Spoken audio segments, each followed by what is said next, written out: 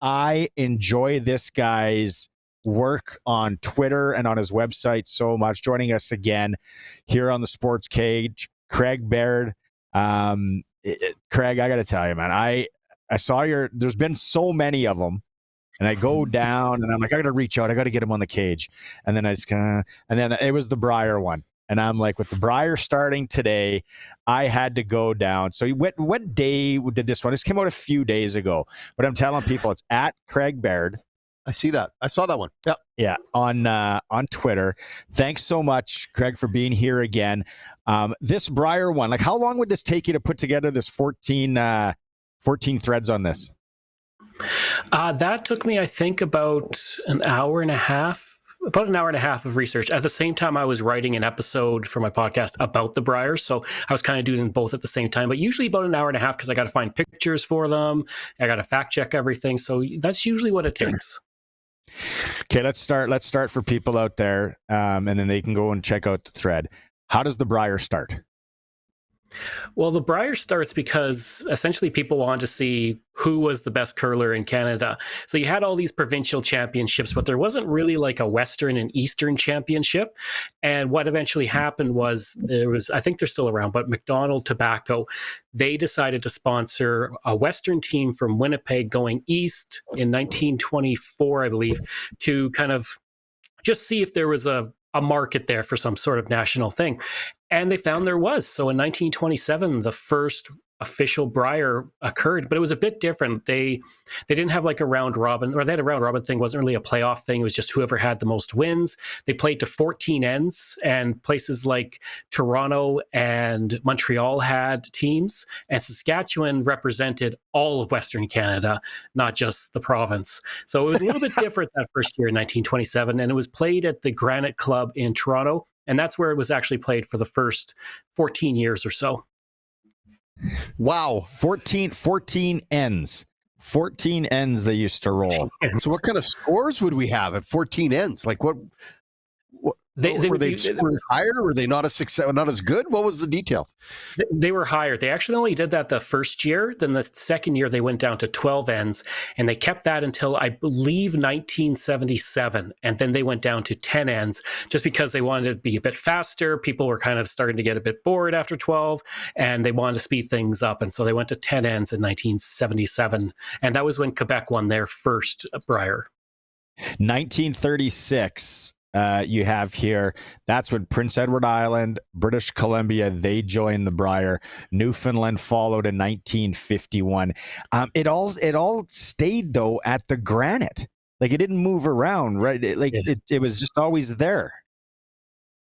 Yeah, so it was always at the Granite until I believe 1940, and then it went to Winnipeg, and at that point they decided they're going to keep moving it around Canada. And kind of, it's funny that Toronto hosted 14 Briers and has never hosted it again since 1941. It's been everywhere else, but it has never been back to Toronto, which kind of started the whole thing. And then it started to, move around Canada at that point. It did take a break during the Second World War, 1942 to 1945. There were no Briers. And during that era, Manitoba pretty much dominated. I think they won about 18 Briers over the course of about 25 years. And Saskatchewan actually did very well in the 1960s. They won 4 Briers between 1959 and 1963, I believe. The Richardson family. Yep. Very well known here in the city, and very successful curling family. 1946, CBC takes over, but radio. Curling. Yeah, so it would have just been over radio. Yeah, so they would have been describing what was happening, which isn't as great as watching it on television.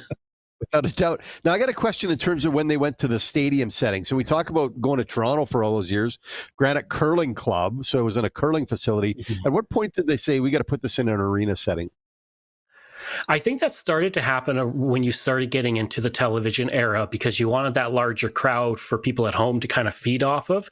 So when you started to get into other places that weren't small curling clubs, you started to get into Edmonton and Regina and, Quebec City and all these other places which had the larger venues.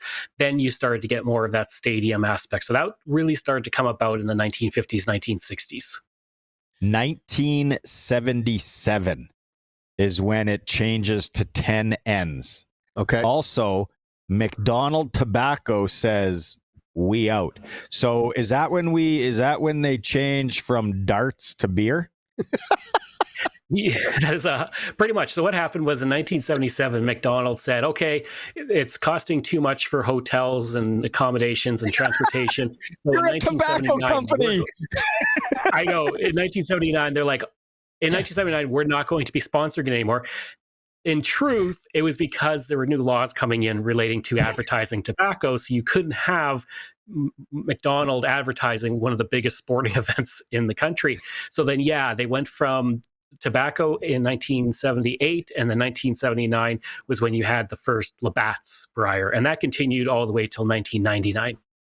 So I have a question related to the tobacco thing. When did they stop allowing them to smoke on the ice during the course of play? Like, I can remember when I was younger, they're playing and everybody's got a dart going on the ice, and I'm like, that's not very athletic, is it? That you can dart while you're playing the game? No, I actually put up a picture today of the 1968 Brier, and there is somebody who's crouching down looking at one of the rocks, and he's got a cigarette hanging out of his mouth. So I think that progressed until about the early 1970s, and then there was no more ashtrays on the ice. Oh yeah, I love it. And then it was the Nokia Brier for a long time, and then it was the Tim Hortons, and then now it's the Montana's Barbecue and Bar Brier. Where is anything from your research on this, Craig? Is Craig Baird's joining us talking? He's a Canadian historian talking about the Brier. Anything that surprises you? Like maybe you said the Brier hasn't been back to Toronto. Anywhere that hasn't hosted it, maybe that you were like, that's interesting that that's never been hosted there.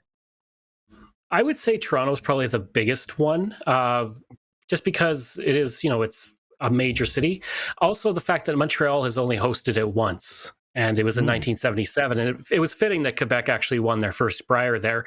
But it's kind of odd that these larger cities don't seem to host the Brier. But at the same time, Western Canada tends to dominate the Brier more often than not, or at least typically. And so you get a lot of Western Canada hosting the Brier and less Eastern Canada, although I think next year is St. John's. So, but yeah, I'd say Montreal and Toronto not really hosting it is surprising because they're two of the largest cities in Canada, and you think there would be a lot of interest to having it there, especially with the facilities they have. When you talk about places that have hosted, and you were mentioning places that haven't hosted it, but where's the most obscure place they've taken the Brier? Have they gone to Dawson City? Have they gone to Whitehorse? Have they gone somewhere like that maybe we wouldn't think they would drag the Brier to? They haven't gone to any place like that in terms of the north, which is unfortunate because you do have the territories competing in the Brier.